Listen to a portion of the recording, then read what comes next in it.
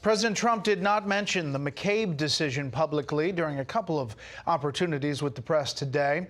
But the silence comes as the drama unfolds over his reaction to another Justice Department move regarding the sentence recommendation for Roger Stone earlier this week. Chief White House correspondent John Roberts has that part of the story tonight, live from the North Lawn. Good evening, John. Brett, good evening to you. President Trump isn't known for keeping his thoughts to himself, particularly on something that he has been so vocal about in the past. So by that measure, today was pretty unusual.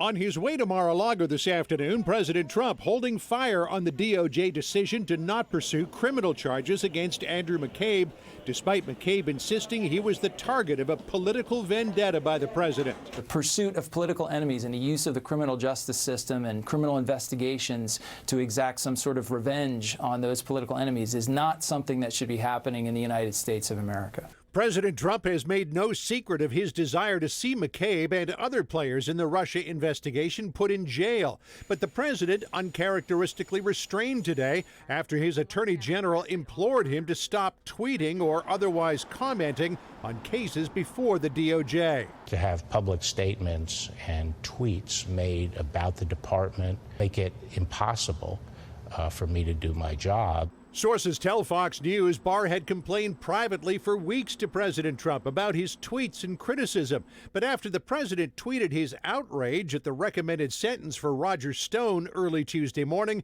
it became clear Barr felt he had to do it publicly. The White House says the president was not bothered by Barr's admonition, pointing out the attorney general also said he has never been told by the president to do anything about any criminal case.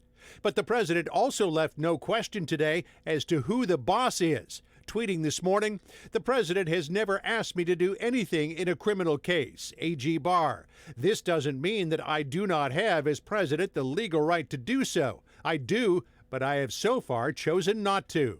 Democrats are keeping up the pressure on the Attorney General to step down. A group of Democratic senators sending Barr a letter today urging him to resign for breaching trust with the American people. Hawaii Senator Mazie Hirono writing, Bill Barr has repeatedly betrayed that trust by politicizing the Department of Justice in service of Donald Trump. It is long past time for his resignation. Connecticut Senator Richard Blumenthal also signed on to the letter. What the Attorney General is really saying is, I know what President Trump wants. I'm going to do exactly what Trump wants. I just wish he wouldn't tweet about it because it is so embarrassing. The Attorney General is also taking heat from Democrats for appointing an outside prosecutor to review the Michael Flynn case. Attorney General Barr has tapped a prosecutor from the U.S. Attorney's Office in St. Louis, Jeff Jensen, to look into how the DOJ and the FBI handled the Flynn case. And just in late this afternoon, Roger Stone's attorneys have filed a motion for a new trial. They say that there is bias on the part of the jury foreperson in the last trial. The convicted Roger Stone, Tamika Hart, ran as a candidate for Congress on the Democratic ticket back in 2012. The parties have been told to have motions before the court on Tuesday. Brett? We'll follow it. John, thank you.